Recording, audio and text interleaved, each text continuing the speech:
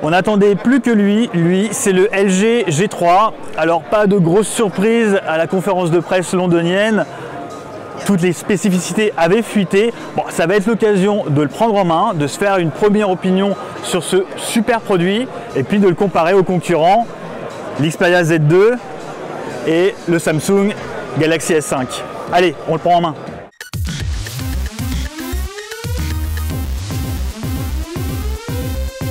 Bon allez, on commence avec la traditionnelle prise en main, les ressentis, les premières impressions. Voilà, on a une machine qui fait 5,5 pouces, mais qui a un encombrement très maîtrisé. Voilà, comme d'habitude, LG a bien optimisé sa machine avec voilà, tout simplement un entourage d'écran très très fin, ce qui permet voilà, d'abriter un écran de 5,5 pouces qui vient occuper une grande partie de la façade avant. Tiens, on va comparer, on a un Z2 juste en face. Le Z2 c'est un 5,2 pouces.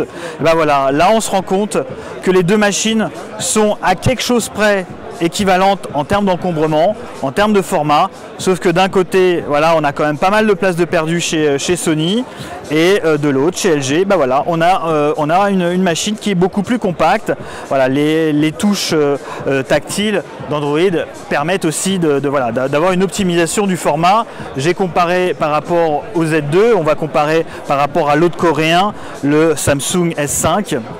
Bah là c'est à peu près pareil, hein. On se rend compte qu'il n'y a pas un gap énorme entre ces deux machines alors qu'on est sur du 5 pouces chez Samsung, 5,1 pouces chez Samsung et en 5,5 chez LG. Voilà, hein, je veux dire, il y a eu un vrai boulot en termes d'optimisation. C'est la première chose, voilà. En termes de ressenti, c'est la première chose. On a une machine qui tient bien en main, qui a une finition très correcte. On reste sur du polycarbonate, c'est pas du métal. Il y a un effet brossé, un effet aluminium, mais ça reste du plastique. En revanche, l'intérêt de cette coque en plastique, c'est qu'elle devient amovible. Alors amovible, ça rappelle l'autre coréen, le Galaxy S5. On n'avait pas cette coque amovible sur le précédent flagship d'LG, le G2. Bon ça permet d'accéder à la batterie évidemment, c'est un plus, c'est une machine qui devient donc du coup plus pérenne. Et puis ça permet d'offrir aussi un slot micro SD. Ça aussi c'est un plus.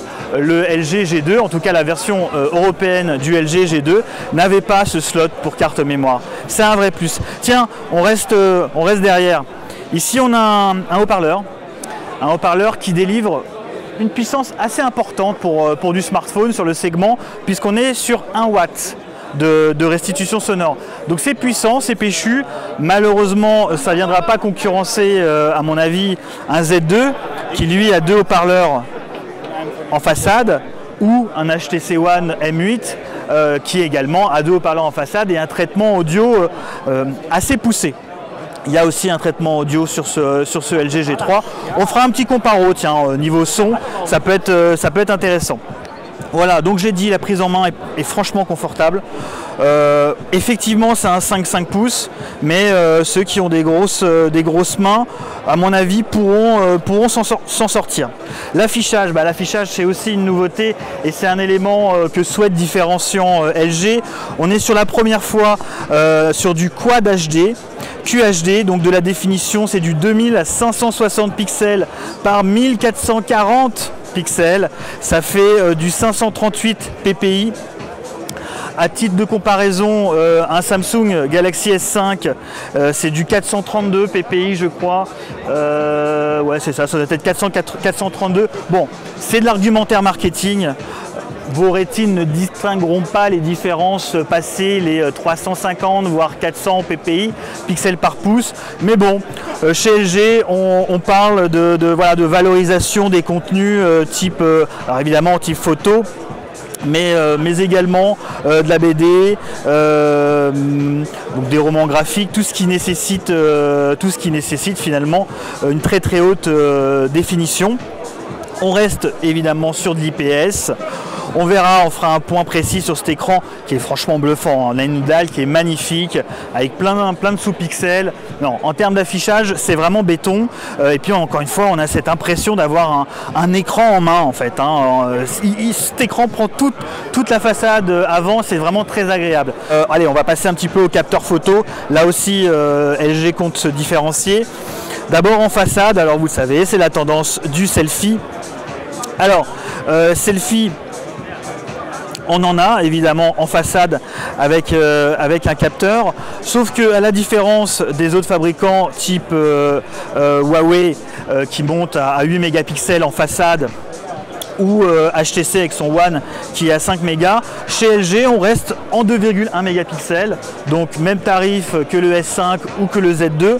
On retrouve évidemment un mode beauté qui vient figer l'image, qui vient lisser l'image.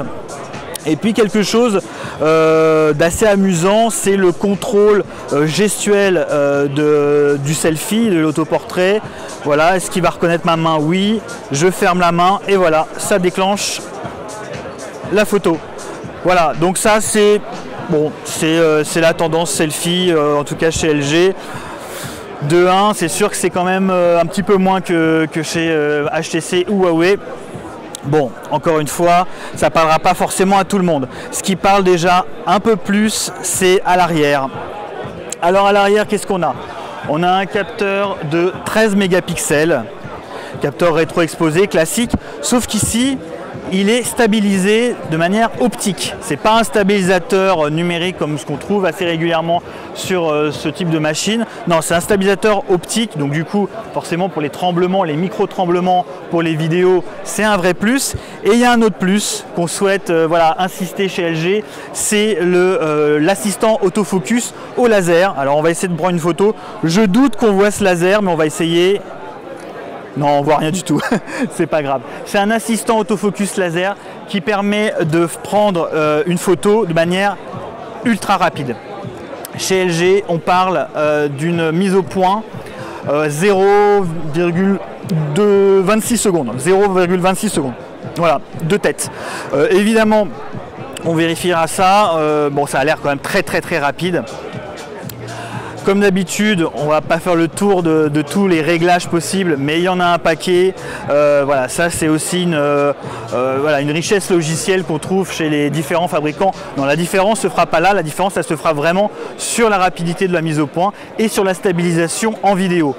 En vidéo, justement, eh bien, on trouve évidemment du Full HD, on trouve du 4K, Ultra HD, bah, ça tombe bien, on a un écran qui est très haute définition, autant mettre du 4K.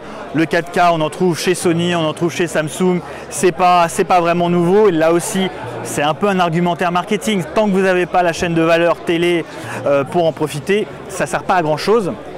Et puis il y aura évidemment le ralenti, voilà, toutes sortes de réglages possibles sur. Voilà, tiens, on va regarder ça en vidéo.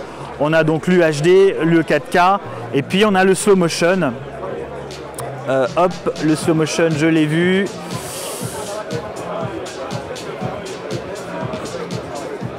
Voilà, le slow motion qui est ici, donc qui permet de filmer en 720p, mais au ralenti. Voilà, bon ça c'est aussi assez classique, hein. Il n'y a pas de, c'est pas vraiment nouveau. Tous les fabricants le proposent avec plus ou moins de qualité. Chez Sony par exemple, on a un mode qui permet de choisir où on fait la séquence de ralenti. On fait le tour des specs, on va aller très rapidement là-dessus, hein. C'est la même configuration que les concurrents, donc S5, Z2 et HTC One M8. En l'occurrence, c'est un quad-core, un Snapdragon 801, il est cadencé à 2.5, 2,5 GHz. C'est du solide, il n'y a pas de problème, voilà, c'est pas le dernier processeur, en tout cas le prochain processeur, mais c'est du solide, il n'y a pas de problème, la différence ne se fera pas en termes de performance. Il y aura deux versions disponibles en France, d'abord la version 16 Go, donc extensible, je l'ai dit. Il y aura 2 Go de RAM sur cette version 16 Go. La version 32 Go qui arrivera un peu plus tard dans l'année aura, elle, 3 Go de RAM. Bon voilà, c'est deux versions, mais de toute façon, il y a un slot pour carte mémoire. Donc ce stockage, voilà, c'est pas non plus un élément très important. Non, ce qui est aussi intéressant chez LG, puisque voilà, on a plus ou moins les mêmes configurations et donc les performances, même si ça sera encore à vérifier, c'est la surcouche. Voilà, là aussi, on essaie de se différencier avec des surcouches. Donc d'abord, c'est un système de déverrouillage en faisant une combinaison de tapes à l'écran. Voilà, donc là il n'est pas paramétré, hein, c'est encore un sample, mais bon voilà, vous assignez une combinaison de tapes et ça permet de déverrouiller le smartphone. Il y a autre chose aussi sur l'interface à noter, c'est le clavier. Clavier qui est assez intéressant, d'abord au niveau de la touche espace qui permet de naviguer dans le... Voilà, je vais mettre un peu de texte, qui permet de naviguer dans le texte. Ça c'est assez pratique, hein, très franchement, à l'usage, voilà, il fallait y penser. Ça évite d'utiliser les flèches, c'est souvent assez rébarbatif. C'est un clavier qui est intelligent, c'est-à-dire qu'il va apprendre en fonction de vos différentes saisies. L'autre élément, c'est aussi les notifications. Alors les smart notifications, l'idée chez LG, c'est là encore d'avoir une appréhension des usages et de les mettre en valeur avec un système de notification intelligent.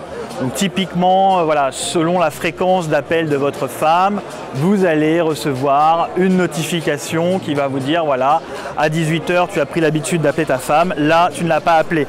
Ça va également permettre de gérer la mémoire du terminal. S'il y a des applications qui ne sont pas utilisées, et voilà, ça permettra de dire bon voilà, telle application n'est pas souvent utilisée, tu peux la supprimer. Voilà, c'est les principaux éléments de l'interface, qui est une interface flat design chez LG. Bon, pour le reste, voilà, on trouve une machine qui est bien équipée forcément en termes de widgets, avec voilà, un kiosque qui est assez étoffé, donc avec pas mal de choses qu'on pourra rajouter en façade. Ce LG G3 sera décliné sur 5 couleurs, la dispo début juillet, le prix c'est une bonne nouvelle, 599 € en version 16 Go, 2 Go de RAM, c'est moins que les concurrents directs, HTC One M8, Galaxy S5, Xperia Z2, on a hâte de le tester. C'était Alexandre Billot pour CNET France, merci et à bientôt.